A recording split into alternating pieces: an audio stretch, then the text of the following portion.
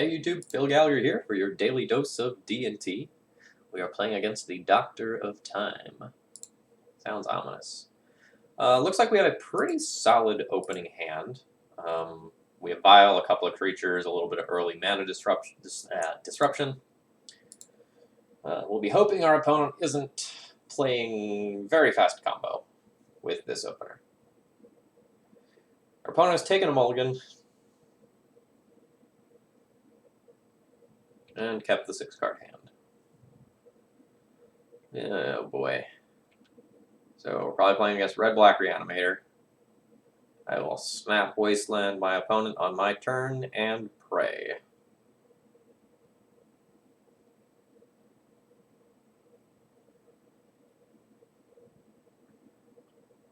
Oh no, our opponent's playing probably some sort of like Stitcher's Supplier deck.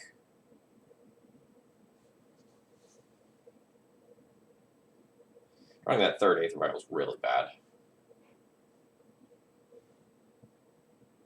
This is probably like a Stitcher Supplier, Carrion Feeder, Gravecrawler, Bloodghast, Hogak deck. So I can go for the Wasteland and Cripple You play, or I can go for like Aether Vial Go.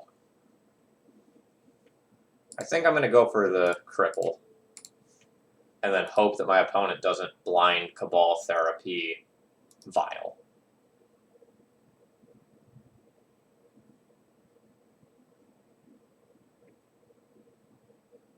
That's fine.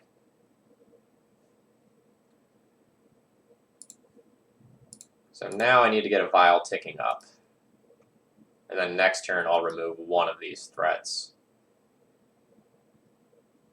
They do different things. Yeah, crap. This one's going to name Swords to Plowshares, and then the next one's going to hit. Probably my Prelate. Oh no. They name Bridge from below. They have Icarid and Hogak in hand.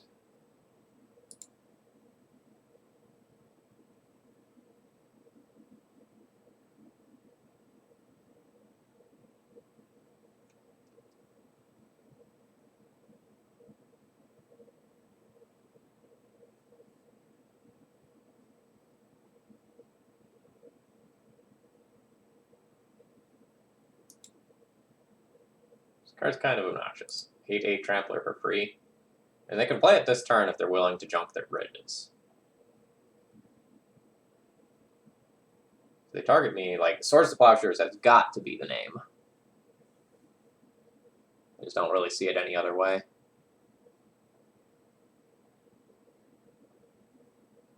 I also don't like targeting themselves first with that card. Like, they could target me, name Swords to Plowshares, and then if I had a follow-up card that matters, I can just keep that Bridge from below in their hand.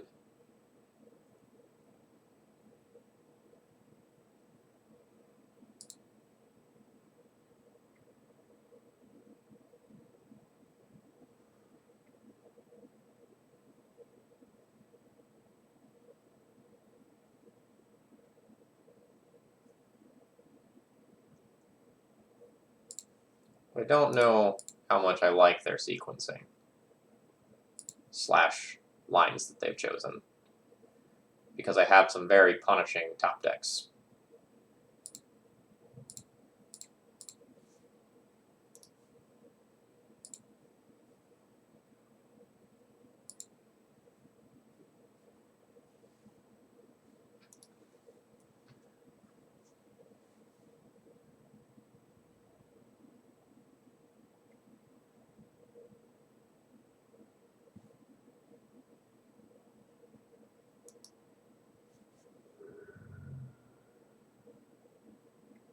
This Batterskull might not be enough.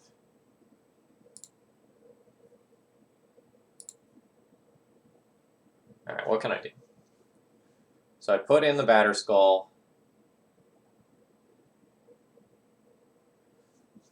I suppose I can think about this after my opponent attacks.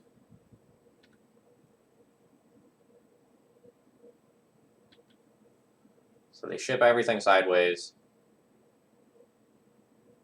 If I block a zombie token, I die. If I block Hogak, I'll take 8, so I effectively take 4. I'll go to 2. Then I can draw Flicker Wisp to maybe... Or sorry, I can tick Vile up and like Flicker Wisp my Batterskull again, or something.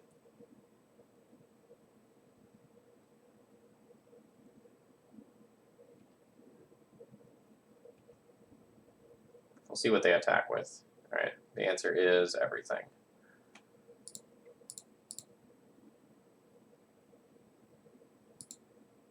This thing having trample is a beating.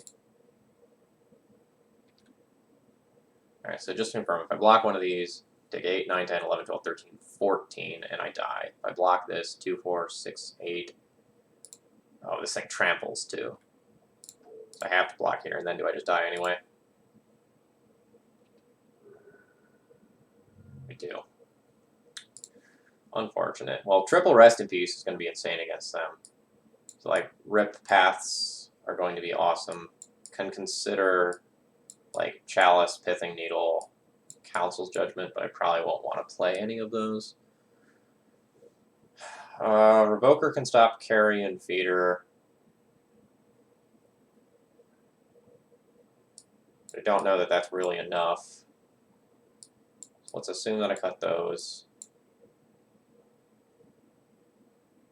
They're probably going to go wide of me in a lot of games, so let's cut the Palace Jailer. Don't really see this being a Sword of Fire and Ice matchup. And I see Flicker was being slow most of the time.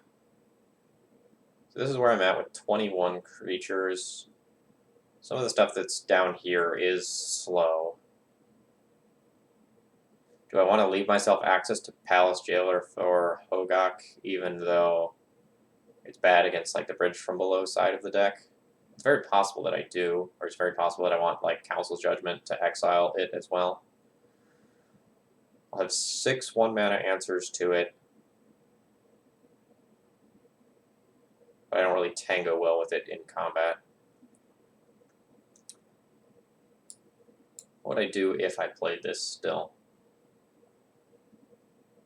I'd just cut another Wisp, because Wisp is unlikely to blink anything that matters on their side of the battlefield. The flying's not going to be super relevant, as much as like the vigilance of some of these other creatures will be. Let's ship it like this. I have a medium power level hand that I'll be keeping. The good news is that if my opponent Cabal therapies me, they're pretty unlikely to name Thalia as the first thing.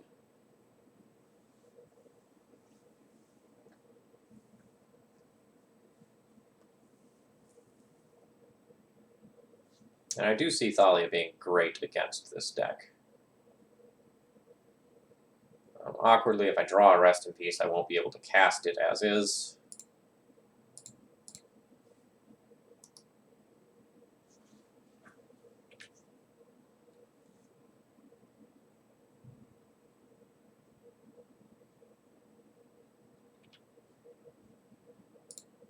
Alright. Happy about no turn 1 play.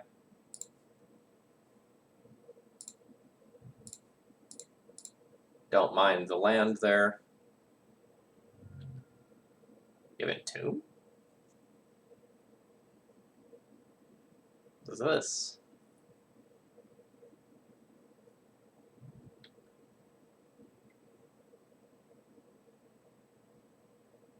You do have Entomb.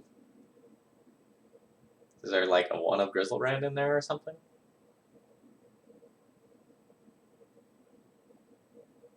If so, I don't love that.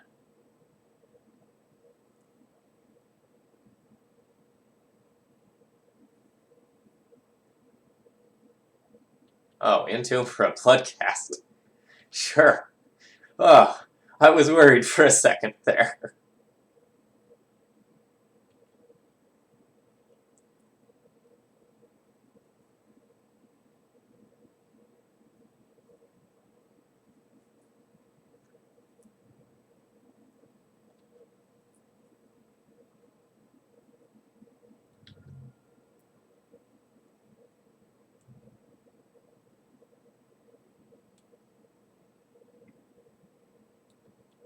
Alright, so they're going to Cabal Therapy and target themselves.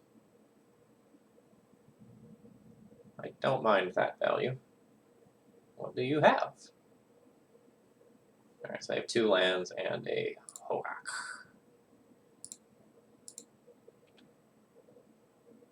They're going to produce a big 8/8 idiot. Oh. Oh, yeah!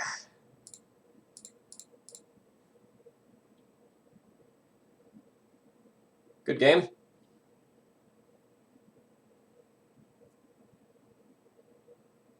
That's what I thought. That's what I thought.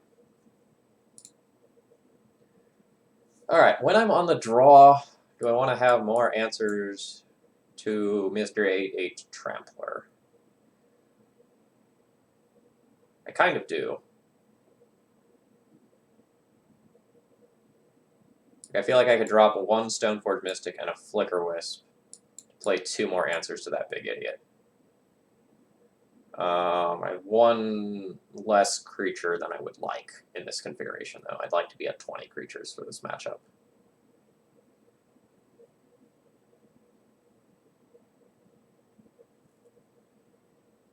Because I just need to respect being beaten down by Bloodghasts.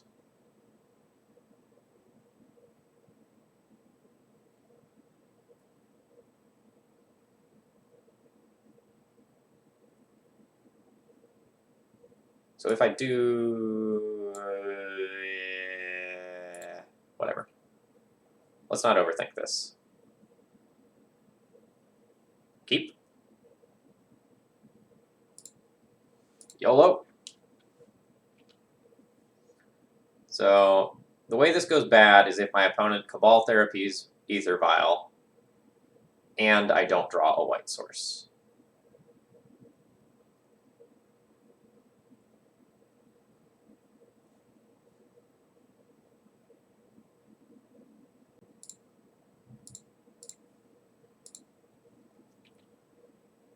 It's good to know my opponent playing Altar of Dementia.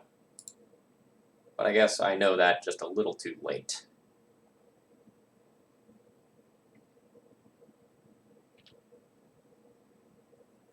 So I could have considered Revoker. Alright, so my opponent has Wear Tears. It's good to know. My opponent also missed a point of damage by not attacking. So I appreciate that.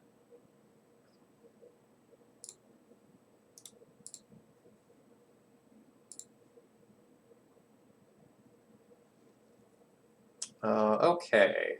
So what do I want to do this turn? I don't think I can do too much at instant speed with 2 mana. They could Wear Tear my Vial. But my mana may be more valuable than their mana. So I'm just going to port them.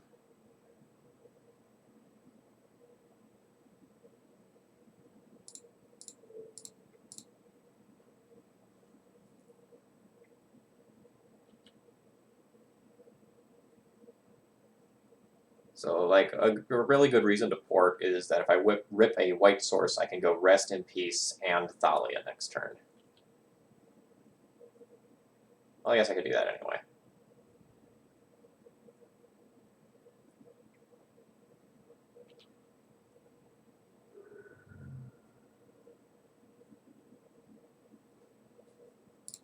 Come on, white source. Yes! So I guess it's even better. Because I go Rest in Peace.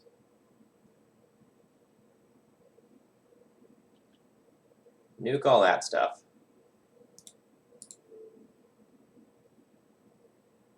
Wasteland your scrubland. Activate this. Yes. Put in Thalia. Alright, that's probably enough to turn the corner on this one.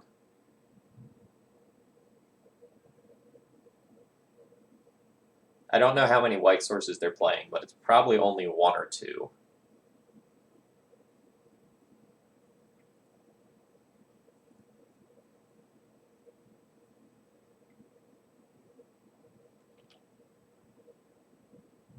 Fatal Push is fine.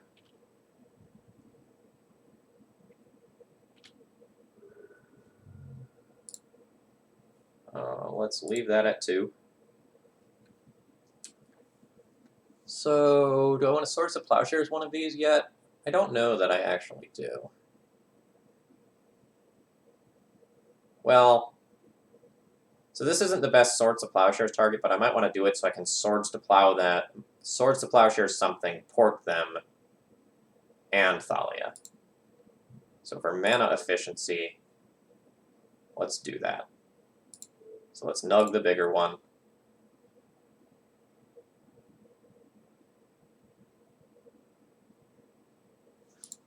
Yep.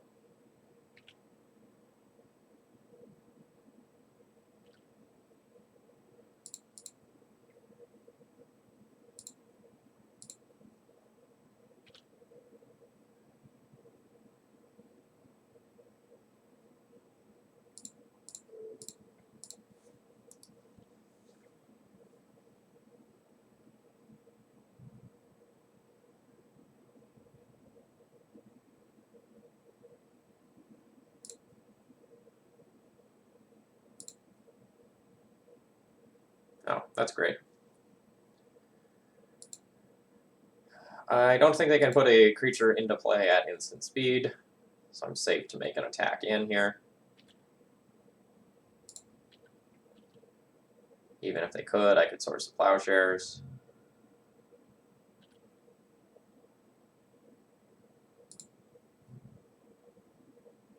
Do I want Batterskull or just Jitte? I think I want Batterskull.